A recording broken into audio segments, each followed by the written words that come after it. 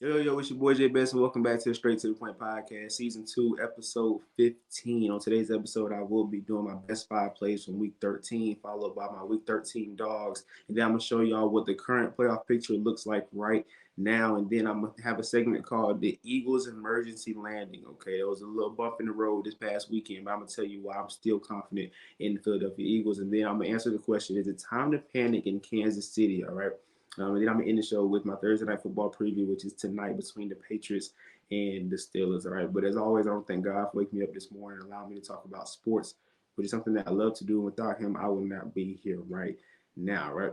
So as y'all can see, I am in the Christmas spirit. It is that time of year. We're getting closer and closer to December 25th. And what does that also mean? Not only is this what they call the most wonderful time of the year, but it's also the most crucial time of the year for the NFL. All right. It is time to put up or shut up. A lot of teams trying to make this final run into the playoffs, trying to get into the playoffs. Some of them not even in the playoff picture, trying to make that a reality to get there. Some teams are trying to just get a good seed. All right. So it's a lot of teams fighting for a lot of different reasons for these next upcoming weeks. And this is, like I said, the most crucial part of the year because it's time to either put up or shut up. All right.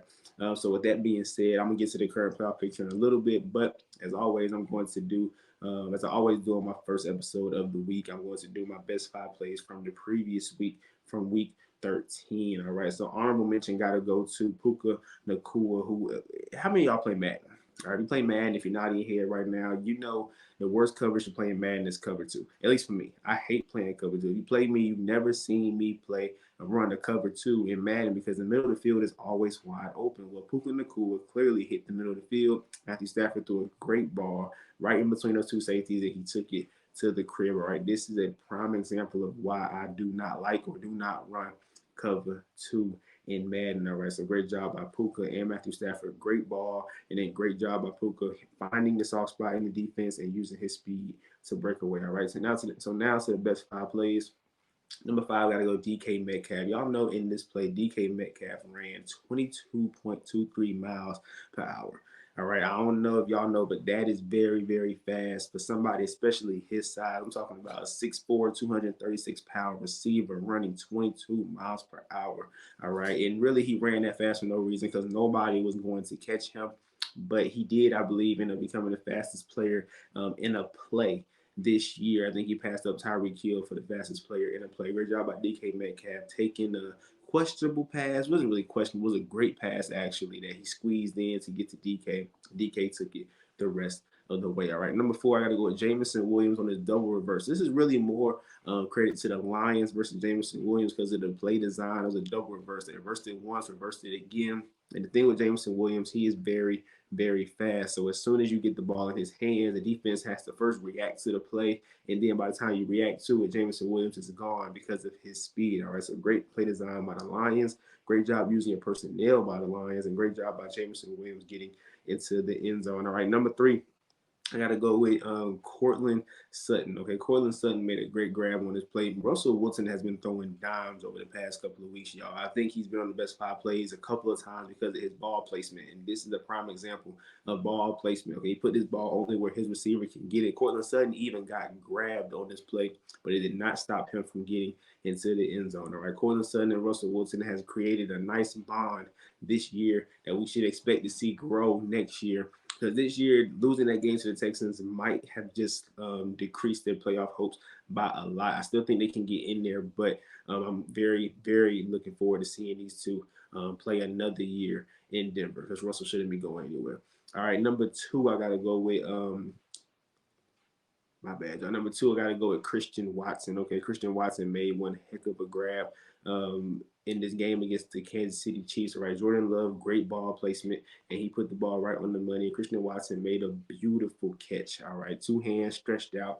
And look, if y'all remember, Christian Watson was slow starting off last year with Aaron Rodgers, and then towards the end of the year, he finally got himself going and started becoming that receiver that they wanted him to be. That's why they drafted him so early in the draft last year. Well, this year, beginning of the year was pretty slow, but now, and he was hurt as well. But now that he's getting into the rhythm of things, he's starting to figure out his new quarterback in Jordan Love. He's adjusting and he's making plays. He had a great game on Sunday night against the Chiefs, and he made plays just like that.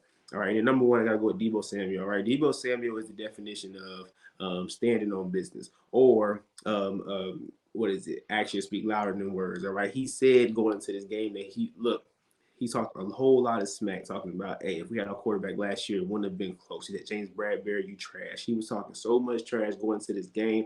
And then he went into this game and he balled out, right? This play right here is a perfect example of who Deebo Samuel is. He's not going down easy. So you got to wrap up. And then if he gets space, he's going to use that breakaway speed and get into the end zone. So great job by Deebo Samuel, making big plays against the Philadelphia Eagles. And he's actually the first person that I want to acknowledge for my Week 13 Dogs. All right, Week 13 Dogs, like I said, DAWGS. All right, basically, who had the best performances in Week 13?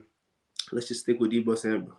All right, Deebo Samuel, what he did was, like I said, for it to be a game that he talked so much trash going into, and then he was the one that performed the best, is crazy to me. So, like as the Eagles player right now, I'm punching myself in the face. I'm like, bro, how did we let this guy, the one that talked so much trash, do what he did against us? He had 4 catches for 116 yards, 2 touchdowns, 3 carries for 22 yards, and a touchdown, a rushing touchdown. So he had 3 touchdowns in total, over 100 all-purpose yards. Deebo Samuel is that guy. Okay, he's probably the best all-around football player offensively. Tyreek Hill, you really don't see Tyreek Hill get handoffs, right? We see Deebo Samuel in the backfield. We see him in the slot.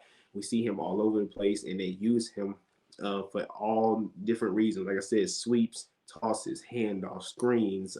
They throw it to him downfield. They throw slants. He's one of the best all-purpose offensive players in the NFL right now. He showed it against the Eagles on Sunday. So great job, Deebo Samuel. My next Week 13 dog, I got to go with DK Metcalf. All right, another player that was in the best 5 plays. 6 catches for 134 yards and 3 touchdowns against that Dallas defense last Thursday night. Mind y'all, he's 6'4", 236. All right, at receiver. I coming out when they drafted him, I really wasn't a big believer. I was like, he just all size, because all the hype was how big he is, right? But he can have games like this as well. All right, where he put up over 100 yards and get multiple touchdowns. He's just a mismatch for corners because he's too big, for linebackers because he's too fast. All right, so he's kind of like an AJ Brown, but he's bigger than AJ Brown actually. So of course he's not putting up AJ Brown numbers. He's not as good as AJ Brown, but he has the size and the speed to have games just like this. So great job, DK Metcalf. I'm another Week 13 dog. I gotta go with Jordan Love. I'm not a big believer in Jordan Love. Not a big fan of Jordan Love. You ask me, is Jordan Love going to be able to sustain what he's been doing the past couple of weeks over a career? I don't think so, because then we're saying, okay, he's going to be that next Hall of Famer that the Green Bay Packers have. It was Brett Favre, Aaron Rodgers, now Jordan Love. I don't see it happening, but he's been balling the past couple of weeks, and he balled out on Sunday night, prime time, national television. Everybody's watching against Patrick Mahomes. One reason why I like Jalen Hurts so much is because he went toe-to-toe with Patrick Mahomes and outperformed him in the Super Bowl. This was not the Super Bowl, but if you go against the best quarterback in the league, right? That's what everybody say. Everybody say Mahomes is the best. Mahomes is the standard, and you outperform him, it means something, all right? Jordan Love went 25 36, 267 passing yards, and 3 touchdowns against Patrick Mahomes, head-to-head with Patrick Mahomes on Sunday, all right? And I understand when I say you beat him head to head, right? You didn't beat Patrick. You beat the Chiefs defense, but you was on the same field as Patrick Mahomes, and you was the better quarterback that night, all right? So I gotta give you credit. I gotta give anybody credit that does that, because that is a big accomplishment, especially because of how people talk about Mahomes, how he is already the best of all time, and he's such a great talent, which he is a great talent, no doubt. But to go head to head with him and outperform him is big. All right. I got 2 more Week 13 dogs for y'all. Sam Laporta, okay, tight end for the Detroit Lions, rookie tight end for the Detroit Lions, had 9 catches, 140 yards, and 1 touchdown against the Saints. And not only that, but he had the dagger at the end of the game. There was 2 minutes left. I think the Saints had one timeout. They needed to stop on 3rd down, I believe, and Sam Laporta got the first down. He was just unstoppable that day. Sorry. And nobody could. The Saints didn't have an answer for him. They just could not stop him. He did a great job. Like I said, 9 catches, 140 and a touchdown. That's like Travis Kelce numbers for a tight end.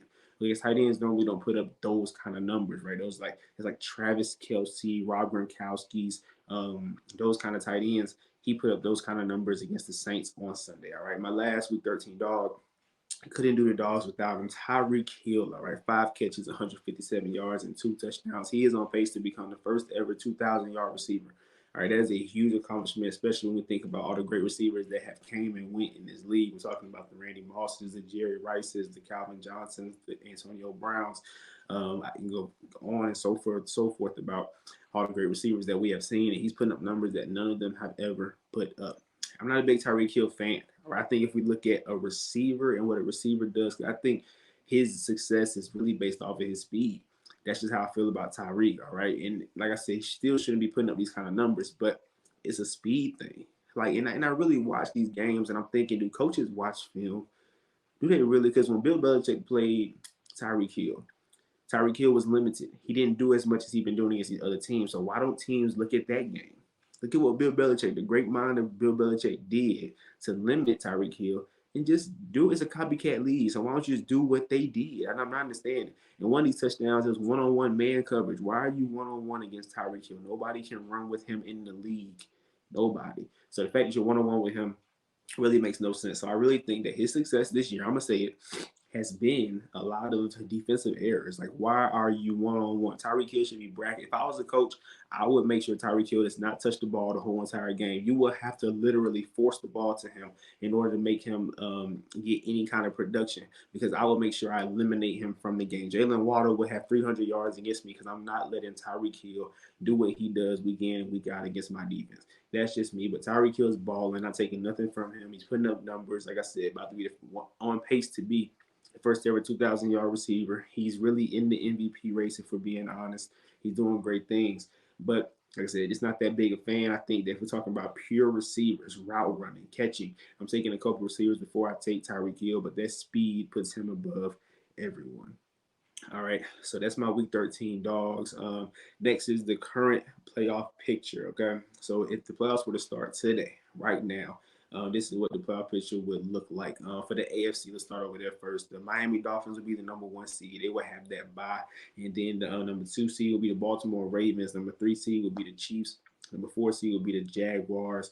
Those will be the division winners for the AFC, and then the wild card, we're looking at the Steelers at number 5, the Browns at number 6, the Colts at number 7. All right, and then on the bubble, these are teams that's like right outside the playoff picture. The Texans have the same record as the Steelers, Browns, and Colts. They're all 7-5.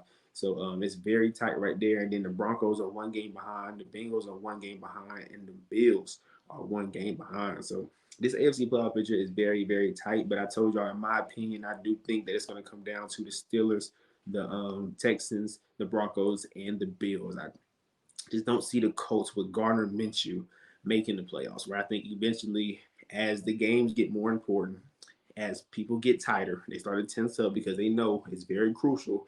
I think Gardner Minshew is going to fold down this line. The Browns, they just lost the game last week. Joe Flacco is just not the answer, right? Joe Flacco's not what he was in Baltimore, so he's not the answer, and they really don't have an answer at quarterback. So I think they're going to continue to deteriorate. They're going to continue to drop games. And then the Bengals, I just don't see Jake Browning, I believe that's his name, backup quarterback for the Bengals. I don't see him doing what he did Monday night against the Jaguars. The Jaguars are actually a team that I told y'all, I just don't know about them. They just don't, nothing about them screams contender to me. So the fact that Jake Browning did what he did against the Jaguars, I wasn't surprised at all because I called it. I really called it last week when I made my tiers, them and the Chiefs. I was like, I just don't know, right? They just don't. It's nothing about them that makes me say, "Ooh, I don't want to play them." You know what I'm saying? So the fact that that happened, I'm not surprised. But I don't see the Bengals keeping it up. I see the Broncos winning, trying to squeeze in there. So like I said, the Broncos, Texans, Bills, and Steelers are the 4 teams that I think are really competing for the wild card. All right, let's go to the NFC. The NFC, the number 1 seed, still, even after getting the breaks beat out of them last week. The Eagles are number 1, all right, at 10-2. They get the first round bye. The 49ers will be the 2nd seed. The Lions will be the 3rd seed. The Falcons will be the 4th seed. Those are your division winners. And then the wild card would be the Cowboys, the Vikings, and the Packers, all right. I do think that for the most part, no, I think the Rams can sneak in there. And I think the Saints, we can't count the Saints out because I just don't see the Falcons winning that division. The Saints and the Buccaneers are 1 game out of winning the division. So the Falcons are 6-6. The Saints and the Buccaneers are both 5-7. All right, so that division is very, very tight. I told y'all last week on the tiers, Spider-Man meme. All 3 of them teams are the same. but one of them got to make the playoffs, and I would just have to put my money on the Saints as a whole versus the Atlanta Falcons or the Buccaneers. On the Cowboys, they're definitely going to get that spot. Cowboys and Eagles play this upcoming weekend for the division really. So the Cowboys are number 5 right now. Next week they could be number 3, I believe, is what I saw if they win against the Eagles. So the Cowboys have a big game coming up. Don't think they're going to win it, but they have a big game in order to change their position in the playoff picture. Like I said, it's just getting really tight right now. A lot of teams got to put up or shut up to either get in the playoffs or to get the division or get a better seeding, whatever the case may be. But I think it's going to be the Rams, the Cowboys, and I'm gonna go with the Vikings. Okay, I think the Rams, Cowboys, and Vikings are gonna be the ones to end up getting those wild card spots in the NFC. All right. So those are the current playoff pictures. If the playoffs were to start today, so now let's get to business. Let's get down to business. All right. A segment I've been waiting all week to talk about: the Eagles' emergency landing. Okay. So last week, I picked the Eagles with confidence. I did not have no doubt in my mind they would lose that game. Um, and if they played each other again next week, I would pick the Eagles again. All right. It's just this trust that I have in Jalen Hurts, the same trust that people had in Tom Brady, the same trust that people have in Mahomes. I've seen Hurts on the biggest stage do what he does, do what he did. I've seen Jalen Hurts throughout this year win games at the end of games and crucial moments. Is the reason why I came out and said he's the best quarterback in the league, and I still stand on that to this day. All right, so if they play the 49ers again, I'm going to go with the Eagles, all right? But let's just talk about that game in particular, okay? The 49ers hit on all cylinders that game. If we remember how the game started out, the Eagles actually drove down the field twice, like walked down the field, and walked away with 2 field goals. So it was 6-0 versus 14-0. All right, that's a big difference. When it's 6-0, the 49 Brock Purdy is thinking, hey, I just got to score a touchdown and we lead the game, right? Which they did. But if we're looking at 14-0, now the 49ers are like, okay, we got to play from behind. So I think those 2 drives in the beginning is what killed the whole entire game. We walked down the field. He gets a good defense. Got in the red zone, I believe. Only got up 6 points. That's a huge difference between 2 touchdowns. Because 2 touchdowns, now we're down 2 possessions versus 2 field goals. We're still down by 1 possession. We're just fine. All right. So I think those 2 drives really killed that game. And after that, the 49ers was able to just continue to play their ball. They didn't have to panic. They didn't have to change the game plan. They didn't have to go pass heavy. They can keep doing what they do best. That's run the ball and play off the run. And then, hey, they end up taking over the game, and they did not look back. So they end up winning that game 42-19, a beatdown. Really, there is no excuse for what happened on Sunday. I'm not going to come up here and say what some people are saying on TV that, well, the Eagles been playing a lot of tough games lately. The Cowboys and the Bills and the Miami Dolphins, and they've been playing all these tough games. Now they getting burnt out. No, I'm not gonna say none of that. I think the Eagles just got punched in the mouth, and they didn't have a response for it. Simple as that. And I think that the 49ers had a lot of motivation coming into this game because they basically said, look, last year, in the playoffs, we lost because we lost our quarterback. So this year, we're going to prove to y'all that if we had Brock Purdy, it wouldn't have went the way it went. We would have been a Super Bowl, not y'all. And they did that. They came into Philly. They got punched in the mouth the first 2 drives because the Eagles walked down the field, but they bent, but they did not break.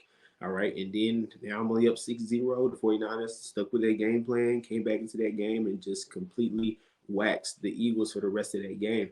So I think the 49ers had so much motivation, so much built up energy from what happened last year going into this game. So they had the upper hand. Even with that, I knew they had that, and I still thought the Eagles would say, you know what? No, we won that game because we're just a better team.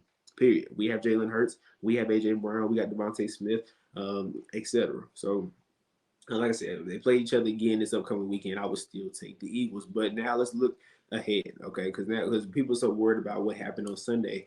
Now you need to worry about what's going to happen in January, okay? Because I promise you, those 2 teams are going to meet each other again in the NFC Championship, okay? You can stamp that. Those 2 teams are going to meet again in Philadelphia. And now this time, the tables will turn because now the Eagles have motivation, all right? The best thing about what happened this past Sunday is that it was a regular season game.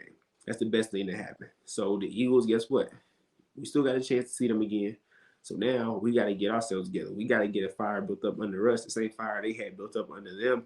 Come play them again in the playoffs, and then beat they tails. You know what I'm saying? So really, it's not a. It's like I said, it's not an excuse that they had more.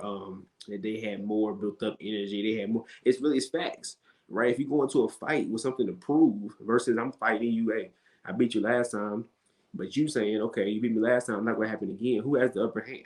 The fighter that's trying to prove something. So I think that that's what they had going into that game this past weekend. Debo Samuel talked all the trash in the world and then went out there and literally did stood on business. That's basically what he did, right? He went out there and he did his thing, and it was a very ugly game. Like I'm sitting there like this cannot be happening right now, but they're gonna see each other again in the playoffs. I promise you. And that's gonna be one of the biggest rematches, one of the biggest game. That's gonna be the game of the year for sure.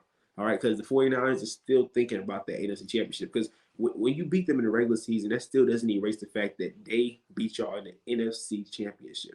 All right, you're not going to get over that until you beat them in the playoffs, till you send them home. Because they sent y'all packing, now you got to send them packing in order to really get revenge. All right, so they're still looking forward to the NFC Championship game, but the Eagles are now sitting back like, okay, y'all came into our house, put y'all feet up on our table, went in our refrigerator, ate our food, right? Went on our stove, cooked the meal, y'all did everything in our house that y'all wanted to do, and we could do nothing about it.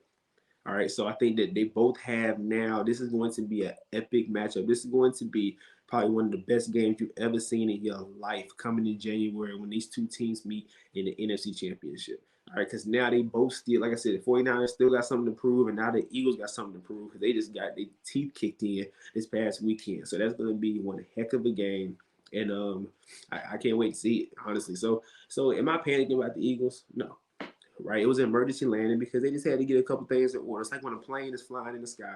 All right, it's flying. It says, the engine light is on. Something's wrong, right? But the pilot, like, we good. We can still make it. We good. And the engine light was on a couple of games this year for the Eagles, right? They beat a couple of bad teams by a little amount of points. They lost to the Jets, but Jalen Hurts threw 3 interceptions. That's not gonna happen again. We're not worried. But the engine light was screaming this time, and the engine actually blew a little bit. Something went completely wrong. They had the emergency land. They're gonna fix it. They're gonna be flying high again. I'm not worried about the Eagles. I'm not gonna overreact. I'm not gonna panic. All right, Dallas Goedert, tight end for the Eagles, is coming back this week against the Cowboys. Let's see how he brings that extra layer back to the offense. I'm telling y'all, I'm not panicking at all. The Eagles are just fine. They had a little emergency landing, but they will be back in the air pretty soon. And I'm going to say this weekend, actually, against the Eagles, they're going to be flying. Against the Cowboys in Dallas, they're going to be flying high. All right. The next, now actually, let me go back to that subject real quick. Because once again, the 49ers won straight up. The Eagles didn't have crazy flags, and Jalen Hurts didn't throw multiple interceptions. The Eagles played a clean game, and they just got beat. All right, so I'm not taking nothing away from the 49ers. 49ers are as of right now, they are the best team in all of football. Are they my pick to win the Super Bowl? No, I'm still sticking with the Eagles, but they are the best team. They proved it on Sunday. They are the best team in all of football. All right, but I'm still riding with the Eagles to go ahead and win it all. All right. Time to panic in Kansas City? Question mark. All right, there's actually a video clip that I saved from last episode that I wanted to show y'all because I just gotta prove to y'all that I know what I'm talking about sometimes. All right, so I'm about to play this video for y'all of what I said last week about the Kansas City Chiefs. Packers, I could see an upset happening. I could see it, right? But I'm gonna be safe, play it safe, and I'm gonna go with the Chiefs. All right. I think that the offense is not what it used to be. The defense is great, but you saw the Raiders went up 14-0 in a heartbeat, real quick. Mahomes finally turned it up and came back and won, but they beat the Raiders. I can't say the season got turned around or this is the old Chiefs just because they beat the Raiders. Boom. So I told y'all last week in the IDK tier of my NFL tiers, the Kansas City Chiefs was the star of the show. All right, because this team has not put fear in my heart like it did the past couple of years. I'm looking at this Kansas City team and I'm like, man, Mahomes he just can't be stopped. He can't be beat. Travis Kelce just can't be stopped. He can't be beat. Right? Chris Jones, man, he just continues to make plays in it. Even those 3-star players are not having great seasons right now. Right? Chris Jones, he is having a good year. But as you can see over the past couple of weeks, he has not had an effect on the game like he has in the past. All right, this Kansas City team is different. This Kansas City team is very, very beatable. This Kansas City team could go home in the first round of the playoffs, honestly, for being real. Okay, because Rashee Rice is emerging to that wide receiver one, but they don't have anybody that you fear outside of Travis Kelce. Last year, they didn't have anybody you feared outside of Travis Kelce, right? So clearly, the Eric Bieniemy, the offensive coordinator last year for the Chiefs, him leaving clearly took an effect, took a toll on this team. We got to give Eric Bieniemy credit because this offense just does not look the same. I remember there was a stretch where this team was not scoring in the second half. Right now, they're struggling to score in the first half. Right, so this Kansas City team is just not the same, guys. And I don't think that a team that for so long was dominant on offense can just flip the script and say, okay, we're gonna be dominant on defense, and we're gonna go ahead and go back to where we were last year when we was dominant on offense. I don't think teams can just flip switches like that. I don't care if you have Mahomes or Brady at quarterback. There's no way you can say, okay, my identity is we're going to outscore you. We're going to put points on the board. You know what? Next year we're gonna go ahead and we're gonna not score a lot, but our defense gonna just shut you down. That's not gonna happen because it's defense. Like people talk about how good this defense been all year. The past couple of weeks, they don't look that good. Jordan Love like an all-star against them, right? And I just don't think that this defense is what everybody thinks it is, especially to have the narrative of we're gonna just have a dominant defense with an okay offense, right? So people, my little brother, even my little brother's like, okay, don't count Mahomes out. People are saying don't count Mahomes out, but this looks different than any other year. So we have to start questioning him and questioning this team. Sorry, not just him, but this team, scratching our head, etc. Because this team don't look the same and they look very, very beatable. I used to be okay. If we play the Chiefs in the first round, he might as well cancel Christmas. It's over with. He might as well go ahead and start game planning for next year. No, if anybody plays the Chiefs in the first round, you should be licking your chops right now because they don't look the same. Simple as that. All right, it's not me hating on Mahomes. It's not me hating on Andy Reid. Do I think they're still a good coach and good quarterback? Yes, but they are not doing what they've done in the past couple of years. Has to be Eric Bieniemy leaving because, like I said last year, they didn't have a number one receiver still. They had Juju. Juju not number one receiver. They still had MVS. They still had Scott Moore. They added Rashee Rice. Like I said, he's emerging, but he's not there yet. And they had Travis Kelce. So, hey, I think, is it time to panic in Kansas City is the question, and my answer is yes. It is time to panic because you know what? I think they're going to lose this week against the Bills because the Bills are fighting to get into the playoffs. They are backs against the wall. They got to win this game. And Josh Allen actually looks good against Kansas City every single year. This offense is not where it once was. So people saying that's going to be a shootout, that's kind of not possible if their offense can't put up points. So I really think that the Bills have a huge chance to go into Kansas City and win. I think the Chiefs are 2-3 over their past 5 games, something like that. That's not the Chiefs. The Chiefs are not. The Chiefs don't lose 3 games in 5 game spans in the regular season. That's just not what they do. That's not who they've been the past couple of years. But this year, that's who they are. There's just not. I told y'all this AFC is wide open. There's a reason why I said Jacksonville. If you saw my tiers last week, you noticed the 2 top teams was the 49ers and the Eagles, right? Because those are the only 2 teams that I am very, very confident in that will get to the NFC Championship or to the championship round. I don't think any team in the AFC should be crowned as an AFC winner right now. There's no team I'm not worried about. Mark Andrews got hurt. Not worried about them, right? Even before that, I wasn't really worried about them because I just don't fear that passing offense as much as a lot of people think they should. That you should fear them. The Miami Dolphins, they only beat up on the bad teams. They lose to the good teams. The Chiefs don't look the same. The Jacksonville Jaguars, who I said is I don't know kind of team. I just don't know. Trevor Lawrence got hurt and they lost to the Bengals without Joe Burrow. All right. A lot of these teams in the AFC are not contenders to me. The AFC is wide open. A wild card team could really go to the Super Bowl this year. I'm that confident because the AFC is just so open. So, yes, it is time to panic in Kansas City because any other year, you're worried to play Kansas City. But this year in particular, you see them on the schedule, you're like, man, we play Kansas City this week. Let's go. Let's go eat. That's basically what the mentality is playing Kansas City this year. All right. Now I'm going to go ahead and end this episode with my Thursday Night Football preview tonight between the Patriots and the Steelers. It's gonna be an ugly game, folks. I'm gonna be honest with y'all. All right, the Steelers, we do not score a lot of points. We are a defensive. Our defense has to win the game for us. I came up here a couple weeks ago against Tennessee. We played Tennessee in Thursday Night Football, and I said, look, we got to make 5 plays. 5 plays tonight. When y'all watch this game tonight, if you count 5 plays that defense makes, I'm talking about sacks, interceptions, fumbles, anything like that. 5 plays. If you count out 5 plays, we're going to win the game. If you don't count 5 plays, we're in trouble. Especially and this another thing, y'all. I'm gonna be honest with y'all. If you wanna know about the Steelers, please text me, DM me, call me, ask me about them because Steelers fans don't know nothing. All right, I be seeing the Steelers fan pages all the time talking a bunch of nonsense. Don't look at those. Don't listen to the media because I'm trying to tell y'all I have the best opinion about Pittsburgh. So just ask me. I'm telling you right now, Kenny Pickett being hurt and being healthy is the same thing to me. There is no if Mahomes get hurt, the Chiefs are like, oh, we're done. If Jalen Hurts gets hurt, the Eagles are like, we're done. If Joe Burrow gets hurt, the Bengals are like, we're done. If Josh Allen if Kenny Pickett got hurt last week, and I said, bring off the field. Let's go, Mr. Trubisky. Let's go. Because Kenny Pickett wasn't doing anything. He's not doing nothing. So him getting hurt to me is it's not an effect on the team. People saying, "Oh, the Steelers quarterback is down." Okay, he the same as Mitch Trubisky is the same as Kenny Pickett. It's that we ain't lose nothing. Nothing really happened to us. All right, so this narrative that now that Kenny Pickett's hurt, the Steelers in trouble. No, we was in trouble with him. Okay, he's not doing nothing. All right, so we are a defensive minded football team. We are a defensive. Our best side of the ball is the defense. Our best players on the defense. The team that decide the ball that really wins games for us is the defense because they put us in good field position.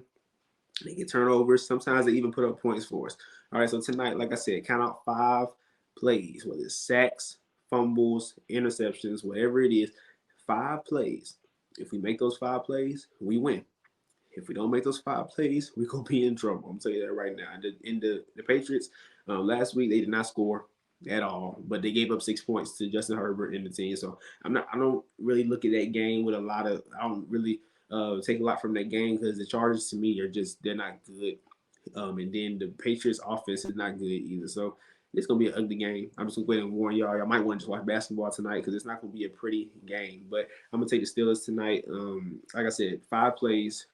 The defense gonna make 5 plays, and we're gonna end up winning this game tonight. It's gonna be ugly, but we need to win, and we're trying to get in the playoffs. The playoffs to me this year for Pittsburgh is a huge W. Okay, people are, and if you listen to the Steelers fan pages, oh my God, we can't get to the Super Bowl. Fire Mike Tomlin. We can't get. If you think that this roster the Steelers has is Super Bowl worthy, you don't know football.